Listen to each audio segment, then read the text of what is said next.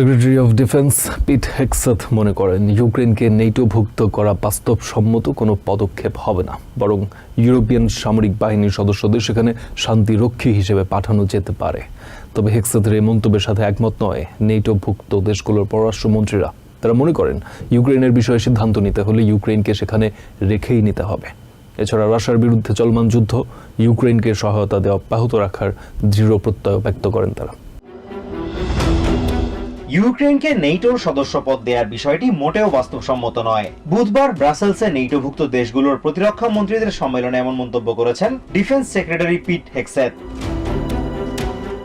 Hegseth মনে করেন এর পরিবর্তে ইউরোপ ও এর বাইরের মিত্র দেশগুলো ইউক্রেনের নিরাপত্তা নিশ্চিতে ভূমিকা রাখলে তা আরো বেশি বাস্তবসম্মত ও কার্যকর হবে। তিনি মনে করেন চাইলেই শান্তিরক্ষী বাহিনী হিসেবে ইউক্রেনে ইউরোপিয়ান সামরিক বাহিনীর সদস্যদের মোতায়েন করা যেতে পারে। ফ্রান্সের প্যারিসে নেটোর পররাষ্ট্রমন্ত্রীদের বৈঠক শেষে জার্মানির পররাষ্ট্রমন্ত্রী অ্যানালিনা বিয়ারবক বলেন, ইউক্রেনের সার্বভৌমত্বের বিষয়টি সবচেয়ে গুরুত্বপূর্ণ। We have always underlined that it's about the territory and the sovereign integrity of Ukraine. পোল্যান্ডের পররাষ্ট্রমন্ত্রী রাউলস সিকোরস্কি বলেন, ইউরোপের নিরাপত্তার জন্য ট্রান্স আটলান্টিক দেশগুলোর নিবিড় সম্পর্কের কোনো বিকল্প নেই। তবে ইউরোপিয়ান দেশগুলোর নিজেদের ও মিত্রদের নিরাপত্তার বিষয়ে আরো জোর দেওয়া উচিত। There is no better guarantee for the security of our continent than close transatlantic cooperations. But Europe should do more and more for its own defense. স্পেনের পররাষ্ট্রমন্ত্রী হোসে মানুয়েল আবারেস বলেন, ইউক্রেনকে ছাড়া তাদের বিষয়ে কোনো সিদ্ধান্ত নেওয়া যাবে না। তিনি আরো বলেন, কোনোভাবেই রাশিয়ার আগ্রাসন চলতে দেওয়া যায় না, এটি ইউএন চার্টারের পরিপন্থী। We cannot allow a war of aggression to be successful. This is not the jungle. ইউক্রেনের পররাষ্ট্রমন্ত্রী আন্দ্রে সিভিহা বলেন, তারা মূলত নিরাপত্তার দিকে নজর দেওয়ার পাশাপাশি রাশিয়াকে কিভাবে আরো কার্যকর জবাব দেওয়া যায় সেই বিষয়টির উপর গুরুত্ব আরোপ করছেন।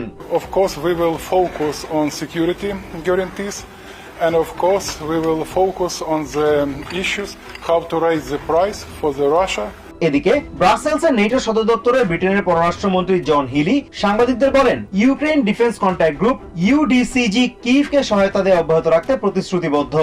Making a clear commitment of allies across the world to continue stepping up the support we give to Ukraine in their fight for freedom.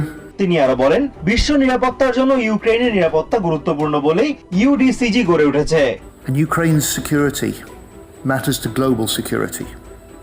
That's why the UDCG is an international coalition. British পররাষ্ট্রমন্ত্রী আরো বলেন, president ট্রাম্পের মতো ইউক্রেনের মিত্র দেশগুলো চায় Russia Ukraine সংঘাত শেষ হোক। তবে যতদিন সংঘাত চলবে ততদিন রাশিয়ার বিরুদ্ধে ইউক্রেনকে শক্তিশালী অবস্থানে রাখতে মিত্ররা বদ্ধপরিকর। Azimur Rashid Kanak, TVN 24 news desk. New York থেকে সম্প্রচারিত TVN 24 টেলিভিশন বিশ্বজুড়ে বাঙালির কণ্ঠস্বর।